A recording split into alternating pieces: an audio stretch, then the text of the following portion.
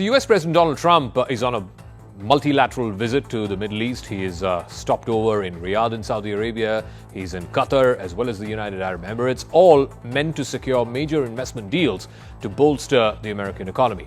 Trump described himself as a peacemaker while he was addressing the US-Saudi Investment Forum in Riyadh.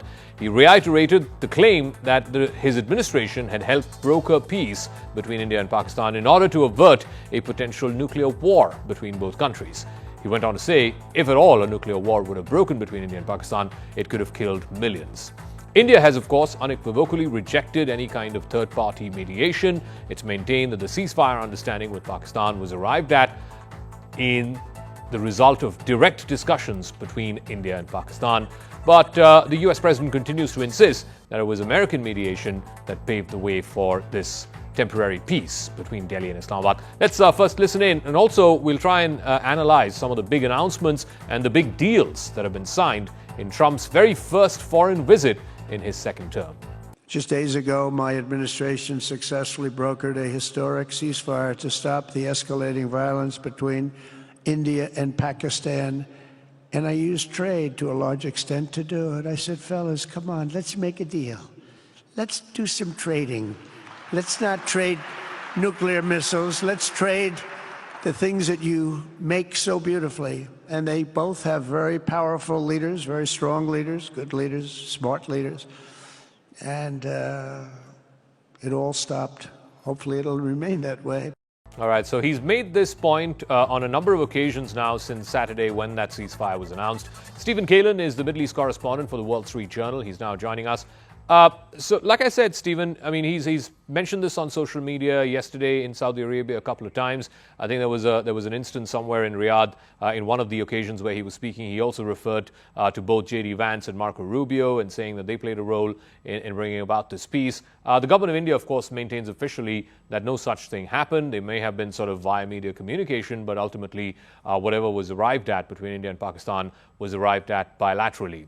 Why do you think Trump continues to say this? I mean, is it for political expediency? Is it to claim credit? We know that he's a peacemaker. He's been trying to do that with Russia, Ukraine, with not much success, I must add. He's been trying to do that in Israel versus Hamas, again, with not much success. So why do you think he's doing this in the context of India and Pakistan? Yeah, I think it's part of his larger strategy to present himself as a deal maker, both in commercial terms and also in geopolitics. He spent a large part of his speech last night in Riyadh talking about how he wanted to bring peace to the region, sort of the Middle East and the broader region, including India and Pakistan. And this is really what we heard last night in his speech was sort of a repetition of what he said before on social media, what the government, what the White House and State Department have said before earlier this week and last week about the role they said they have in helping to resolve this. And then, of course, also the Saudi foreign minister also shuttled between both countries last week to try to play a role. So I think it was very much in keeping with the mood that President Trump was trying to set. He's obviously looking to resolve there are a lot of conflicts going on in the world right now, and he's looking to play a role in ending as many of them as he can. We're also, just sort of a few miles away.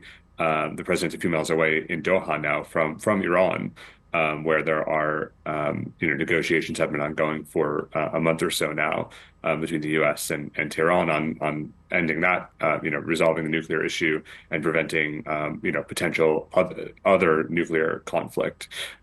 So very much in sort of keeping with the larger message he's been sending on this trip.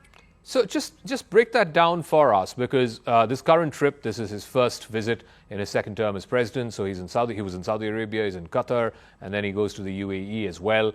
These are all Gulf countries, and they have been historically against Iran, against Tehran. And the U.S. has had multiple conversations with Tehran in the last few weeks about its nuclear program.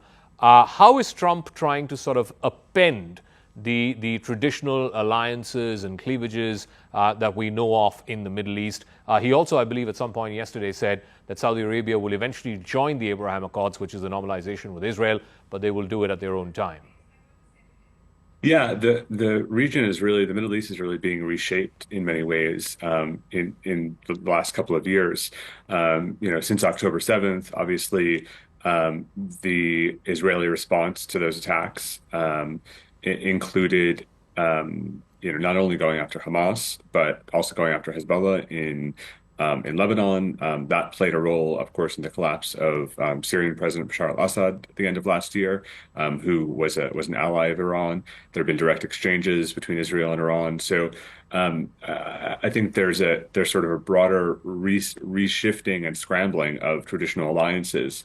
The tensions between Saudi and Iran have been ongoing for decades. They sometimes are more tense than at other times. Sometimes there's sort of moments and periods of rapprochement, which I think the president is trying to encourage that as well. He drew pretty clear lines in his speeches in Riyadh, that Iran, he won't accept Iran having a nuclear weapon, and that they need to stop their funding of proxy groups across the region that are helping to destabilize other countries.